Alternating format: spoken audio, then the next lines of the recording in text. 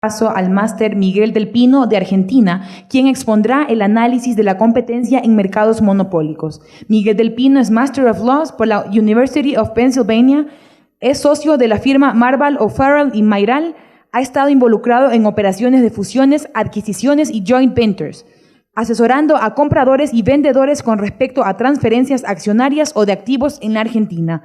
Actualmente se desempeña como profesor asistente de Derecho de Defensa de la Competencia en el curso de posgrado de Derecho Empresario Económico de la Universidad Católica Argentina, en donde ha publicado varios artículos con respecto a su área de experiencia y ha participado como panelista y moderador en diferentes conferencias relacionadas con su área de práctica. Bienvenido. Bueno, buenas tardes a todos. Siendo creo que la última o la anteúltima sesión de la tarde, espero lograr mantener la atención de ustedes. Voy a tratar de hacerlo breve, corto y conciso, así los mantengo concentrados. Yo hoy tengo un gran problema con Ecuador y es que soy hincha de River Plate. No sé cuántos de ustedes serán hinchas, pero me veo en problemas, me veo preocupado. Bueno, quiero felicitar a la superintendencia por el evento este. La verdad que cuando nos enteramos de este evento nos sorprendimos gratamente, nos pareció una muy buena idea. Nos pareció que generar un ámbito de discusión sobre una transacción que la superintendencia está analizando, nos parecía una excelente manera de poder escuchar todas las caras, todas las alternativas y todas las dudas que hubiera. Con lo cual felicito a la superintendencia. Les comento que en la Argentina nunca he visto un evento como estos. A mí me toca hablar de un tema interesante y que es competencias en mercados monopólicos. Yo creo que o hay competencia o hay monopolio. Es decir, no creo que se pueda hablar de competencia en un mercado monopólico. Y también creo que el rol de la Autoridad de Defensa de la Competencia es justamente evitar el monopolio. Y la diferencia es esta. No sé cuánto ven el dibujo, pero el monopolio produce productos de mala calidad, produce escasez de productos y produce precios altos.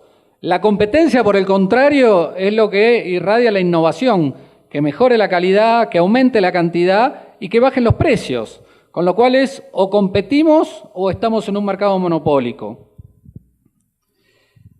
Y justamente para la autoridad, para combatir el mercado monopólico, tiene dos maneras.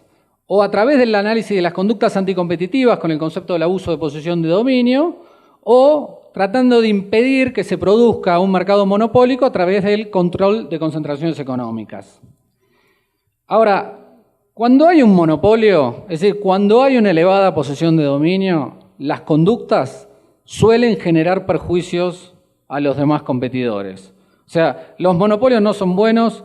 Y los oligopolios, o sea, donde hay pocos competidores, son muy difíciles de controlar. Y la posibilidad de que haya conductas anticompetitivas es muy alto. Ahora, como decía antes, una vez que se produjo el monopolio, ya está. Porque no hay un control de conductas anticompetitivas en un monopolio. Ustedes saben, los monopolios pueden ser naturales o artificiales. Nos preocupan los artificiales. En una situación de monopolio artificial es muy difícil obligar al único proveedor a que suba los precios, a que mejore la calidad o que aumente los volúmenes. Es decir, la manera más efectiva de evitar que se produzca un monopolio es impedirlo. ¿Y cómo? Tratando de controlarlos a través del control de concentraciones económicas. Este sistema que se generó en Europa hace muchos años, justamente lo que está tratando de evitar es la generación de monopolios. Y mi presentación del día de hoy va a hablar básicamente de cómo tratamos de evitar la generación de monopolios. Cuando estamos ante un monopolio, ¿qué hacemos para impedirlo? ¿Y cuáles son los perjuicios que genera la posible formación de ese monopolio? La primera pregunta que hay que hacerse es ¿cuáles son las características de un mercado altamente concentrado? Hay dos maneras de analizarlo. Primero, a través del sistema de HHI, índice Herfindahl-Hirschman. Mañana van a tener presentaciones de economistas que van a explicar mucho mejor que yo cómo funciona el sistema del HHI Y después también la diferencia de participación de mercado entre la entidad concentrada y los demás competidores. Pero veamos un minuto el HHI y ya les adelanto que esto es aburrido y que no es fácil. El índice HHI es un índice que se calcula a partir de de calcular el cuádruple de las participaciones de mercado, o sea, la raíz cuadrada de las participaciones de mercado. El cuadrado de las participaciones de mercado, perdón, me confundí. Entonces, veamos los 2 minutos y trabajemos sobre 3 ejemplos. La empresa A tiene el 40%, la empresa B tiene el 30%, la C el 10%, la D el 10%, E el 15%, F el 5%. O sea, el HHI, en este caso, nos daría 2.950. Veamos en los distintos ejemplos cómo son las concentraciones y qué es lo que produce. Ejemplo 1. La empresa D se compra a la empresa F. 15% de participación de mercado. Como ven ustedes, el HHI da 3.050. La variación ha sido de 100 puntos. Esto nos dice la regla económica que estamos frente a un mercado moderadamente concentrado. En cambio, en el ejemplo 2, la empresa A se compra a la F. Eso implica un 45% de mercado, un HHI total de 3.350 y una variación de 400 puntos. Esto lo que nos dice es que el mercado es concentrado. Y vayamos al tercer ejemplo, el más complicado. La empresa A se compra al B, a la B, 70% de participación de mercado. HHI total, 5.350 puntos. Variación, 2.400 puntos. ¿Qué es lo que nos dice esto desde el punto de vista económico? Que estamos frente a un mercado que es altamente concentrado. De acuerdo a los guidelines de la FTC, para analizar concentraciones económicas, esta sería una transacción que podría ser denegada directamente. Es muy alta la participación de mercado y la concentración realmente va a darle a la entidad concentrada la posibilidad de ejercer poder de mercado. Imagínense entonces qué es lo que pasaría si estuviéramos en una situación de monopolio, es decir, de 100% de mercado. Hay que prohibirla directamente, ni siquiera hay que modificarla. Pero avancemos entonces un poco más en qué es lo que pasa en las concentraciones económicas que producen situaciones de monopolio. Lo primero que quiero mencionarles es un caso español. Majú San Miguel, cuando compra Alhambra en el año 2007, la Autoridad Española de Defensa de la Competencia, lo primero que dijo es que la concentración tenía posibilidad de producir efectos coordinados o efectos no coordinados. Efectos coordinados porque se producía un monstruo que iba a hacer que los más chiquitos tuvieran que coordinar con el monstruo. Y efectos no coordinados porque lo que hace el monstruo lo van a seguir todos los chiquitos. Es decir, una transacción de estas características produce efectos anticompetitivos. Pero veamos un poco más en detalle cuáles son los problemas que genera una concentración económica que genera un oligopolio o un monopolio.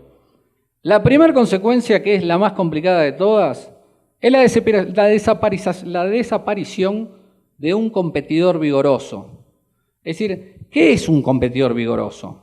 Los lineamientos para el análisis de concentraciones económicas de la CNDC en Argentina dicen que se elimina o se analiza la eliminación de un competidor vigoroso de acuerdo al grado de innovación que tiene el competidor eliminado, la agresividad en las estrategias de fijación de precios y descuentos, los antecedentes del competidor eliminado, la evaluación de la conducta del competidor eliminado y la evaluación de su desempeño recientemente.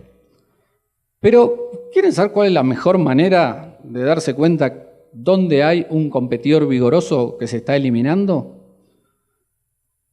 Lo vimos hoy a la mañana. ¿Se acuerdan de este video? ¿Se acuerdan del video? Quilmes, SAB InBev, Isenbeck, y perdón porque la foto la saqué después de ver el video que me encantó, es AppMiller. Este video que hoy lo vimos es claramente la existencia de un competidor vigoroso.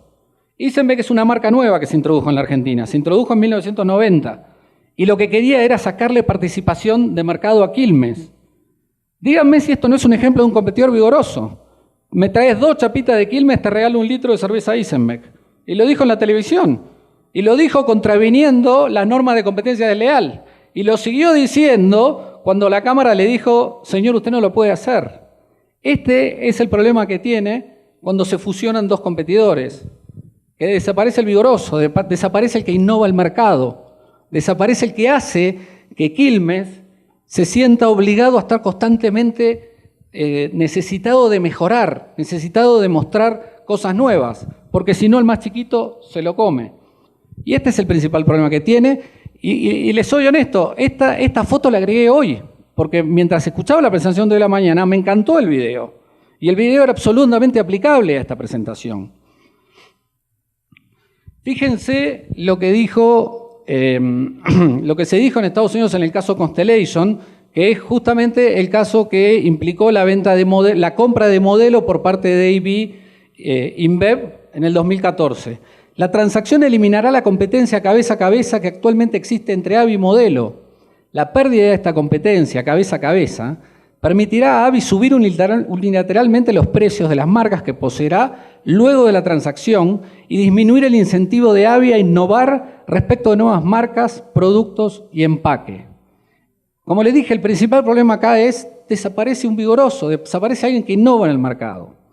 Ahora, también hay otros problemas que se generan en el mercado. Por ejemplo, las prácticas coordinadas, las interacciones coordinadas, lo que se llama el paralelismo consciente o el paralelismo inconsciente. Cuando yo tengo un monstruo que tiene un 80% de mercado y tengo competidores que por ahí entre ellos tienen el 5 o por ahí menos, el 2 o el 3% cada uno, la realidad es que el mercado lo maneja el monstruo. Los aumentos de precios los maneja el monstruo. Eso es lo que se llama paralelismo inconsciente. Los más chiquitos no tienen capacidad de formar precios.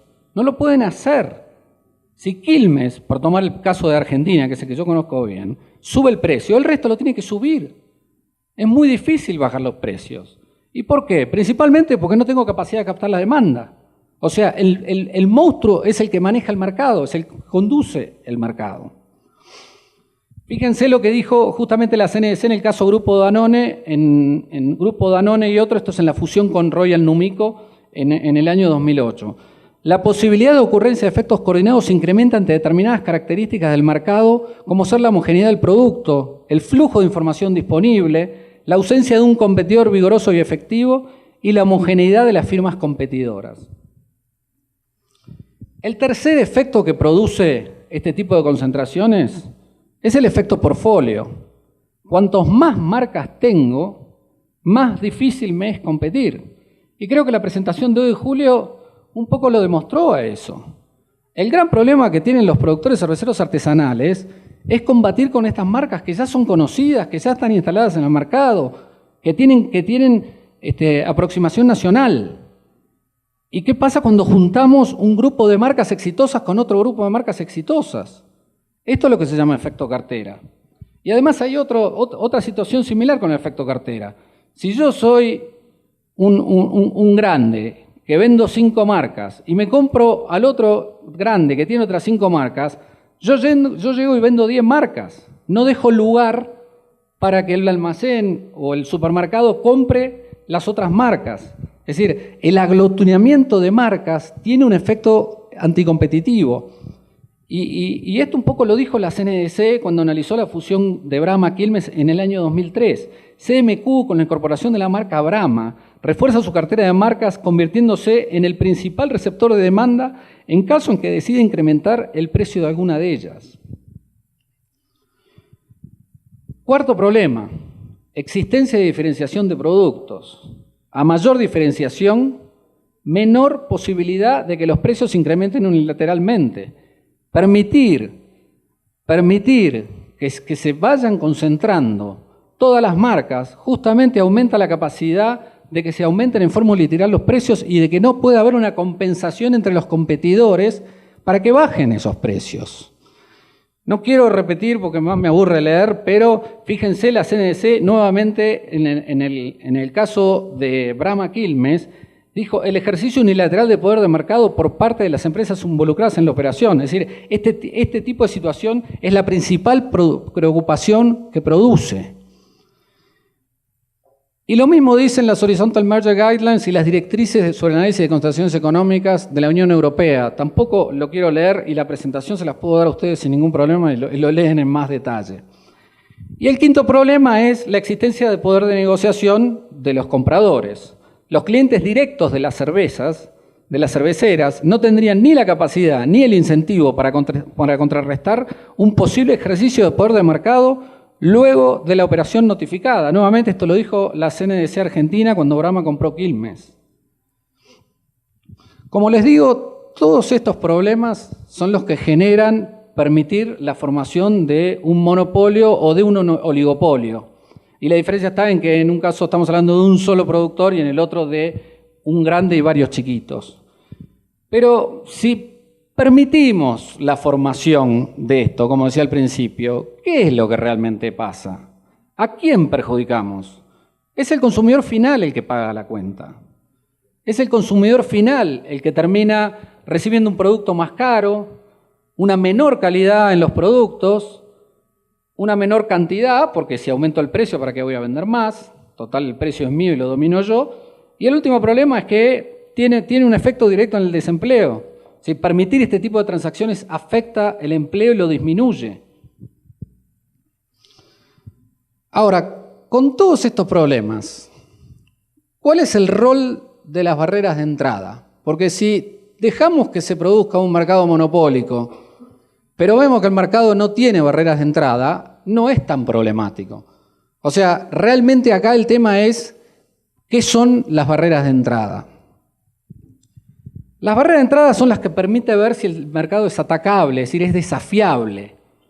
Si hay obstáculos sustanciales, es decir, hay barreras de entrada altas, el mercado no es desafiable, el mercado no se puede atacar. No estamos permitiendo que ingresen nuevos competidores.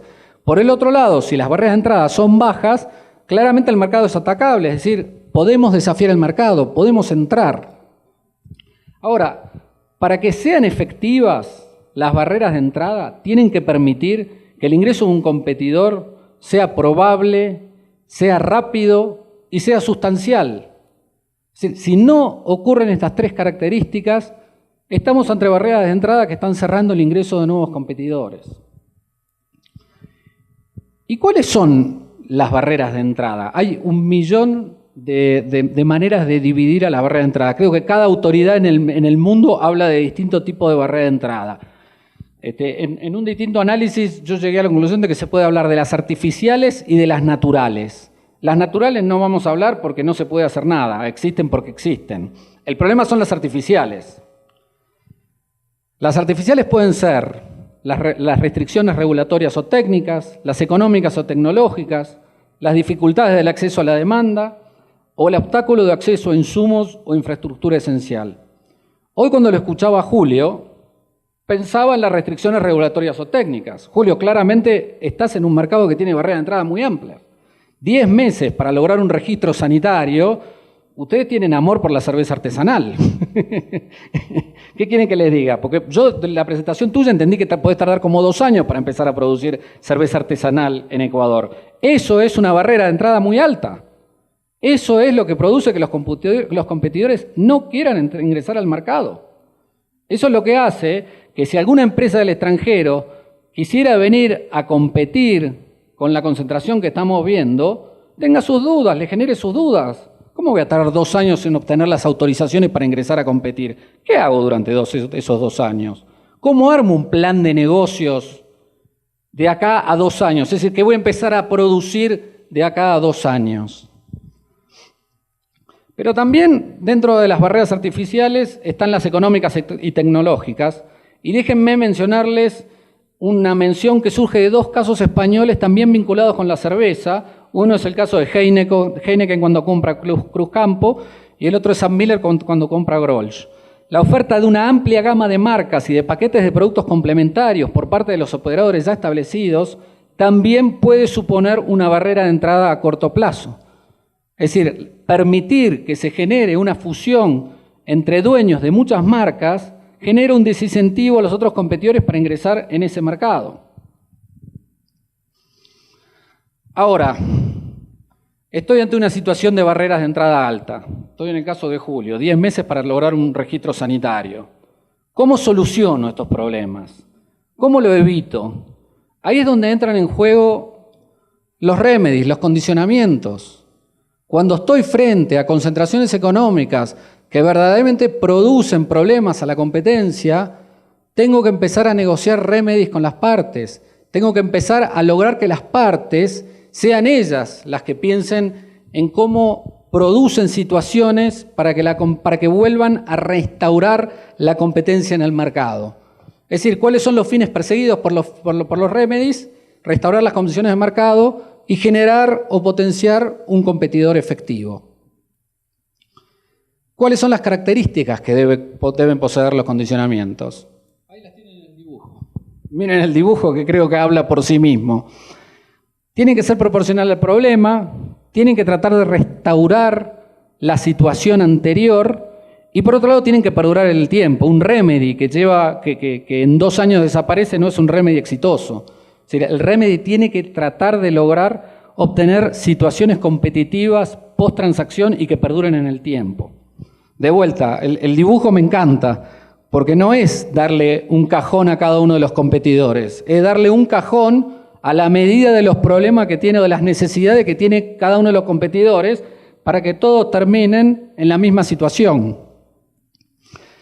Los remedies pueden ser estructurales o conductuales. Los estructurales impiden la transferencia de una estructura, la transferencia de una planta, la transferencia de una marca, la transferencia de un negocio. Conductuales son obligaciones de hacer. Obligo a las empresas a que realicen determinados actos en el mercado que permitan a los competidores seguir compitiendo.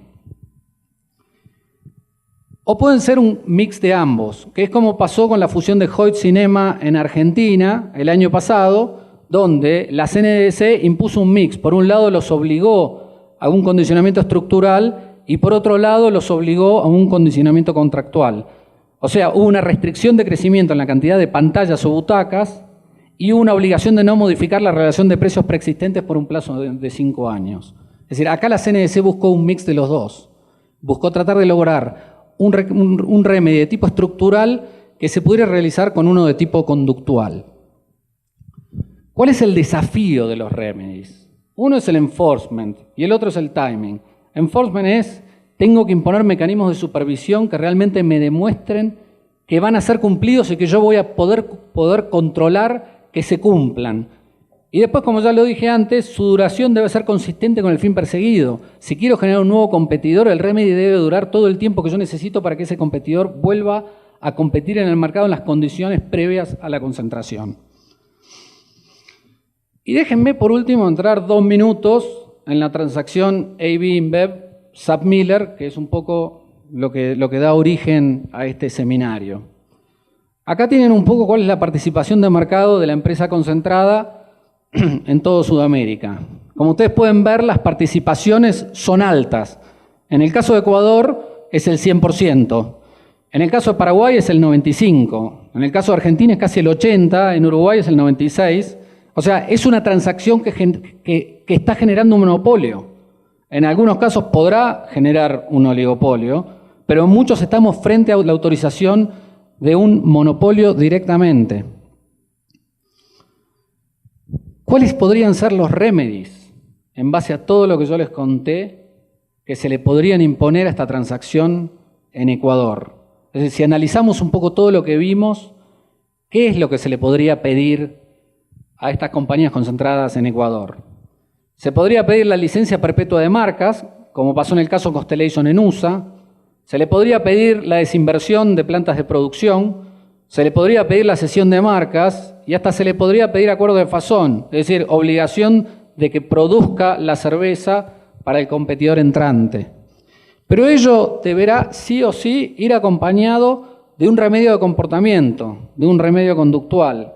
Y ello podría ser la limitación de los acuerdos de exclusividad, acuerdos de distribución con el competidor, un monitoreo de precios, la provisión de informes trimestrales o la limitación sobre inversión en publicidad. Hay un montón de remedios conductuales. Esto es un poco un análisis que yo hice en base a la jurisprudencia argentina.